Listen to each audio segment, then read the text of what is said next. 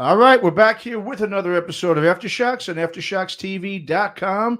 And we got a real good one for you folks today. From Grammy nominated Atlanta hard rock veterans Nashville Pussy, we got the one and only, the guitar maven herself, Ms. Ruyter Suys. Ruyter, thanks so much for coming on Aftershocks. How you doing? How the fuck are you doing? Doing great, doing great. Well, let's talk. Let's get right into it. Nashville Pussy, the band's got a new live double LP record coming out. It's titled Eaten Alive. It's set to be released on December 10th. But before we get into that, Ryder, speaking of live music, I know the band just wrapped up a tour you did earlier this month. You did about 10 dates here in the U.S. with Reverend Horton Heat and the Toadies. Crazy lineup there. So start us off by talking about the tour and how great it was to finally get back out on the road after the last few years. Oh, it was absolutely fantastic. Obviously, if you can imagine 2 years of, sitting on the couch and gardening, my audience has been dirt and worms and birds for the last 2 years, which has been great. Don't get me wrong, but it was so good to be back out on the road. Everyone, it was like a big warm hug. The audience was fantastic. The bands were super fun. Everybody was just really grateful to be back out on the road and doing what actually gives us life, which is playing live music in front of human beings. And it was absolutely wonderful. But on the negative side, we managed to pack 2 years worth of drama in about 10 days. Oh, wow. It was pretty crazy. Our drummer cut his finger, the fuck you finger. The tip of his finger got removed right before we hit the road. And he told us that he hurt his finger. He didn't tell us that his entire tip was gone. Wow. And so he tried his best. He tried his best the first 4 shows. And then we had to replace him for the remaining 6 shows with a completely brand new drummer who didn't necessarily know our music, but was a really good drummer. And so the remaining 6 shows were very animated because we were pretty much conducting the drummer with our hands and with our asses and with our legs. It was crazy. It was like, it was probably the most I've ever worked out on stage because we had, it's like, the crash goes here, and and this is the part of the song that goes like this, and all of us were doing it at the same time, so Dusty Watson could keep up with where the song ends now. It ends now. Wow, very interesting. Start I guess back on the road there, but at least you got through it, and So with your drumming situation now, what's going to happen now in the future? Well, he's healing. Okay. And I hear it's kind of like a lizard's tail. It grows back. Really? Okay. Maybe he'll grow back stronger than ever, right? Maybe he'll get an extra finger. I don't know. There you go. Right? Yeah. We don't have a show until we don't have to play again until May. So he's got plenty of time to grow another finger. Okay. Awesome. Well, let's talk about Eaten Alive. It's your guys' first live album in 10 years since 2011's Live in Ren. Although those songs were obviously recorded way back earlier in the band's career. So this is essentially now really the band's first live record that's comprised of all the Nashville Pussy classics that span the band's entire catalog and career. And when I talk to musicians, usually about live records, they pretty much always say the same thing. The hardest part of putting out a live record is the song selection. And you guys now got 7 full lengths in your catalog. So how difficult was it to choose which songs you want to put on this record? Well, honestly, we were just recording the show. So okay. Okay, all right, it was just no show. Okay. It's very hard to decide what songs to play live because we always want to play all of them, and there's and writing a new studio album is only going to make that worse because then you want to play all the new songs and true. But you always have to play the classics.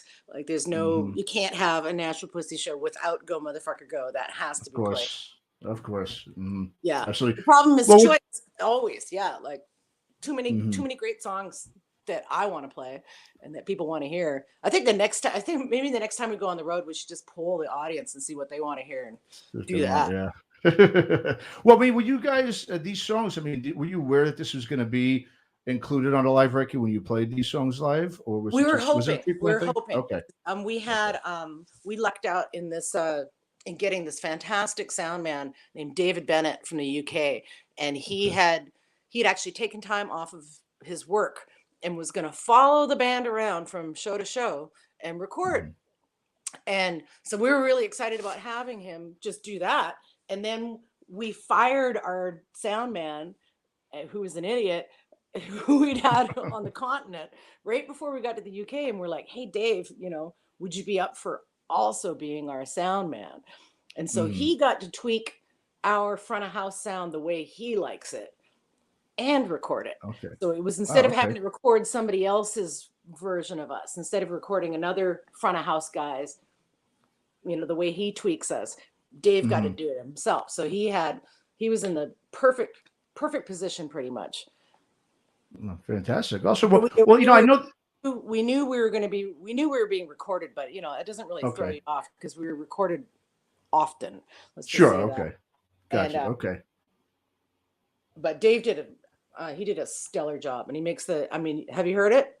Yes, I absolutely have. It's fantastic. Yeah, so it's definitely the biggest sounding live thing we've ever had. And I don't know, I'm still kind of blown away by it. It's for me, it makes me excited because I don't, I never get to hear the band. We only hear ourselves what we play on stage. So. That's true. That's a good point. Yeah. Well, now I know there's this huge shortage with vinyl record pressings now going on around. The whole industry's feeling that. Yeah. Is it all systems go now with the vinyl being released on the 10th as well? Is that no. Vinyl's was never going to come out this year. It's supposed to come out in January. We're hoping. Okay. Who the fuck knows? I know, right? Yeah. You can't even buy cat food, right? Like, I know. What's the chances of our record coming out? I know. Oh, no, totally. Well, Ruyter, I'm gonna turn back the clock a little here. I mean, I think one of the amazing things about the band's career was, not only how fast you guys took off once "Let Them Eat Pussy" was first released. You guys, within months when that record came out on AMRAP, there was already a major label bidding war going on with you guys. Yeah. And what was amazing, though, to see at that time was there were so many major labels that were interested in a band that had used the word fuck in every other song title, and then also had two women receiving oral sex on the band's album cover. That didn't happen very often back in those times. And I was reading this old LA Times article from, I think it was from like the summer of '98. And the title, it's a super corny title. It said, "But in the bigs, the band might become Nashville Puppy." And I remember it quoted some anonymous label executive that said the band was a good gamble because if Marilyn Manson can do it, why not Nashville Pussy? And sure enough, you guys wound up on the Rock is Dead tour later on with none other than Marilyn Manson. When you were with Mercury and you were with Tom Zutaut, at the Enclave label, was that their vision when they initially signed you guys, was to have you become a band in the same vein as a Marilyn Manson type of act, where the focus was, more about the style and visual presence than the actual music itself? Is that what they were trying to do with you at first? I have no idea what they were trying to do with us. I don't know. Tom Zutaut's known for, Motley Crue and Guns N' Roses, and he just knew that we were selling out, we were selling out the Whiskey A Go-Go without their help. So that's how you pick a good band, right? Sure. True. I don't know what they thought. I think they always thought we were a lot more shocking than we were. Like, they always assumed the worst of us for some strange reason. And like, they would hear, like, I remember one time, I think it was for High as Hell.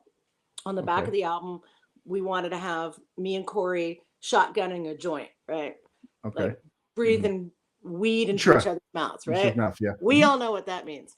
By the time that idea got to like Mercury headquarters, they said, "We can't have you putting a shotgun in each other's pussy." And we're like, "What the fuck are you talking about?" Like, they're like, "You want to do this on the record?" It's like, "No, we don't. We want to shotgun a joint." Like, God damn, man. Like, what the fuck are you people thinking up there? Like, I don't know, man. Record execs are weird. That's why they are. That's why we put this record out ourselves. Like, this is our own personal label called Slinging Pig. And our motto is, we promise nothing. Because we learned. Well, as a band like you guys were, you guys were more, to me, in order to experience Nashville Pussy, you got to go see you guys live. And not only see you live, but you got to be upfront and close to the band to really, I think, get the full experience. That's why, to me, when I saw you guys going on arenas and stadiums, it just kind of was like, well, this isn't, to me, what the band really is about. Did you guys ever have that sort of desire to be that sort of a band? And were you guys ready really at the time? Of course. There's nothing like playing in front of a massive crowd. That's fantastic. That's wonderful. But I mean, all of our heroes are pretty much arena bands, but it doesn't mean that, we don't enjoy ourselves probably more on a more intimate setting. But, even just this last tour with the Toadies, we had, I think the last night in Dallas was maybe 3,000 people or something. And it feels so good. It feels so good to play in front of that many people. And we're coming in as the underdog, and probably a lot of the people were Nashville Pussy virgins, and they might be there on their own volition. They might have been brought there by someone who insists that they have to see Nashville Pussy, and so they're kind of like, I don't know about this band. And so the first 3-4 songs is our assaultive version of seduction to the audience. Okay. You can watch them turn around, like go from like, they come out and they're like suspicious, like what are these, what is this pussy band I've heard about? And then after 3 songs, they're like, holy fucking shit, man. When I would go out into the audience afterwards, I would have all these women come up to me and go, holy fucking shit, man. Like, thank you so much. I had no idea. And those kinds of things. So that's awesome. Yeah. But I remember when we first started playing with when we first went out with Marilyn Manson, and that was our very first time ever in arenas. And we had to immediately adjust our sound because we had been playing in little big clubs.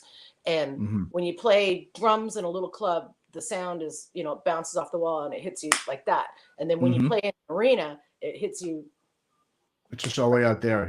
Exactly. And yeah. Both Jeremy and I had to really adjust our rhythms to account for that slap back. And when you play in arenas, you start to realize like how AC/DC got their sound. Like it's kind of like this, I don't know, it changes your rhythm a little tiny bit. And we adjusted really quickly. Like it was like, oh, and this is wonderful. Nice. And even playing in front of Marilyn Manson's fans was, that was fun too. It was kind of a challenge. Nice, yeah. I can imagine what a challenge that was. Absolutely. I mean, I remember reading an interview you did about 15 years ago. So I'm just going back to what you said about the women coming up to you in the audience and saying thank you. And I remember you saying that in reference to the audience, the goal is for them to get loaded and get laid. Yeah. That was in, I think, 2005. Now it's 2021, almost 2022. Is the goal the same for when people come to see the band live? Is the goalpost changed at all, or is it the same? Oh, no, I mean, it's exactly the same. It hasn't changed at all. Like basically, and continue living. Let's say that too, because now we're at the age where half of our friends are dying. So it's like, please stay alive is another good thing. Get laid, get loaded, and then make it home, please. Yes, make it home safe. Right? We want to see you again. We want to see you again. But no, I mean, Nashville Pussy is still about just letting your hair down and just kind of going a little nuts. Sure. No, absolutely. It's okay to be a fucking spaz on stage too. It's like I think we give people the I don't know. It's validating to see someone else just being an idiot on stage because you're like, oh shit, I can do no wrong. The audience, hell yeah, then they can go nuts too. So it's sure.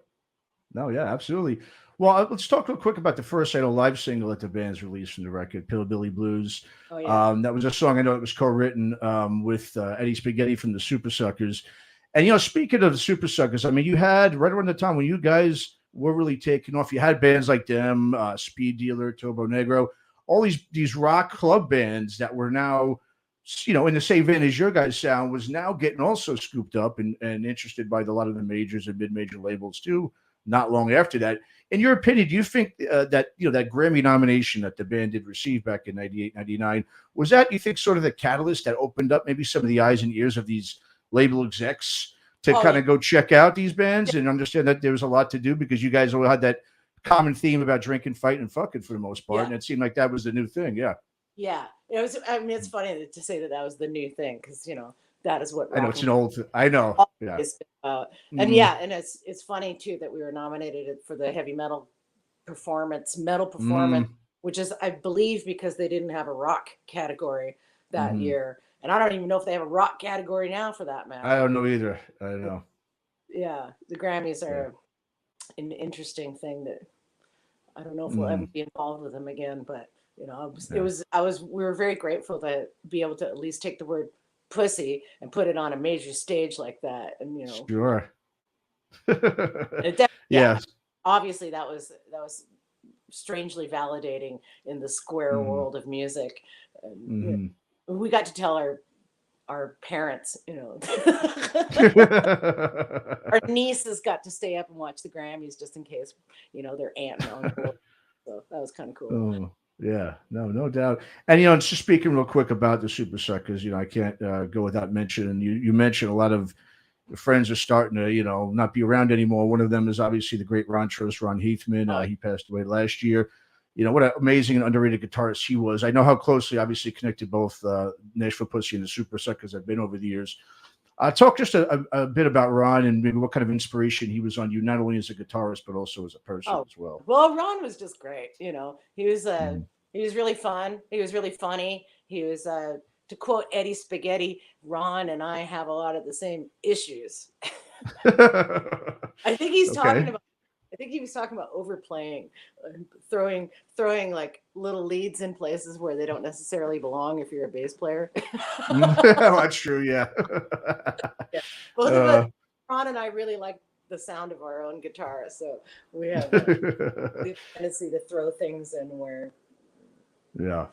maybe we shouldn't. But no, he was inspirational. He was great. He had great taste in music. He had great taste in gear. We all Mhm. had, we definitely shared. We would share gear on the road. We share Marshalls. We never. I don't think we ever shared. We might have shared guitars a couple of times, but yeah, he was just an absolute pleasure to be around. And we never really got to see him in the down times. We only ever got Mhm. to see him in the good times. So, we Mhm.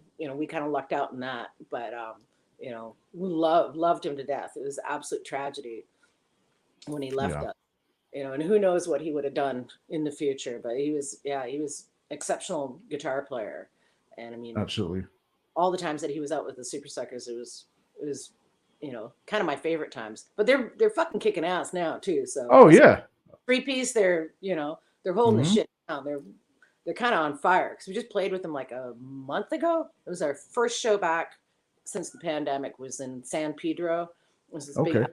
festival, and they went on right before us, and they were fucking great. Mhm. They're, they haven't missed it. They haven't missed a step really. And Mhm. now Metal Marty has to play like twice as much because he I has know. two guitar players. So, Two but he guitars. I know. can do it. Yeah, no, he's doing. I mean, I saw them too right before the pandemic. And yeah, they're still definitely on top of their game. I totally agree. So as you mentioned earlier, Ryder, I mean, you guys got a slew of dates now lined up in Europe in 2022. So I guess give us just an overall breakdown of what's going on now with the band in terms of, like you said, these are the dates right now. I know, live music obviously we're starting to see a little bit of a backward trajectory here in terms of returning to its full capacity again. But just go ahead and I guess just give us a little breakdown of what's going on with the band overall now that you got the live record getting ready to come out. Oh, we're just excited about it. That's Mm. our eyes are on Eaten Alive to see what it can do. And I don't know, that's about it. We're still making up for pandemic time. So we're Mm. not allowed to do anything until probably May, until Europe. And just Mm. like this whole pandemic, we're just riding it out, like take things as they come and not try to Mm. push anything and just wait for the whole world to slowly come to terms with what's happened. And Mm. we're ready to like we always do, just kind of ride the wave, just kind of ride it. Okay. Well, you guys writing new music at all right We now? I mean, I know it's got to be probably hard for a band like you to find inspiration to write songs when you're not out on the road Yeah, and we do. you're sitting at home. We tend to we tend to wait. We don't really we don't really do a whole lot of preparation for an album until like we know that we're going to go in the studio. But Okay. at the same time, we're always writing like riffs and recording it on our phone. I play keyboards a lot at home, and I'll come up with little riffs, and I'll just put it in my phone and put it away. Like I'll just inspiration, put it away, and just let the stuff kind of marinate. And then when it comes time to when we actually know we're going to the studio, then we go back and we start listening to stuff and see whether or not it still has the same, I don't know, energy as it did when we recorded it. But it's not it's not like I don't know, it's not in the forefront of our minds. We don't put a lot of pressure on ourselves until the time comes, and then it's, then it's nose to the grindstone. But we're always collecting stuff that's inspirational, like whether it's just weird words or funny things that Blaine and I text to each other, and like for some reason I texted a handful of dirt the other day, and it was it was really, really important at about 2 a.m. when I was watching Forensic Files, and they'd solved a really heavy duty murder based on a handful of dirt, and I was like, a handful of dirt, like and then the next morning Song title. Not so good. No. A lot of this stuff takes time, like Sure. what seems awesome at 2 a.m. is not necessarily awesome the next day. Especially if you had a little alcohol in you, sometimes it doesn't resonate the same the next day as well. Good. I know. Absolutely. Well, Eaten Alive, it's the new live record from Nashville Pussy. It's out December 10th. And Ruyter, so go ahead and I guess let the viewers and listeners know where they can go keep up with the band, find your music, merch, and all that good stuff. Everything's at NASHVILLEPUSSY.com as expected. And I think, Instagram and Facebook are probably the easiest ways to see what's happening. And we've just had a complete renovation of our NASHVILLEPUSSY.com, so you can get everything on there. But yeah, Facebook and Instagram is still the easiest way to see what the hell's going on. And because we've been home for a long, long, long time, we're way more available than we used to be to people because we're bored, and we tend to answer things on Instagram and Facebook. Awesome. Now's the time. Sure is. And like I said, this is a great live album. I encourage everyone to go pick it up. Eaten Alive, Nashville Pussy. And once again, Ruyter, thank you so much for coming on, and good luck with the European tour. Hopefully we'll see you out here on the West Coast sooner than later. Oh yeah, let's hope so. Please, it's warm up. Exactly. All right, Ruyter, thanks so much. All right, appreciate it. Have a good one. Happy holidays. Happy Thanksgiving. Yes, you too. Take care. Bye.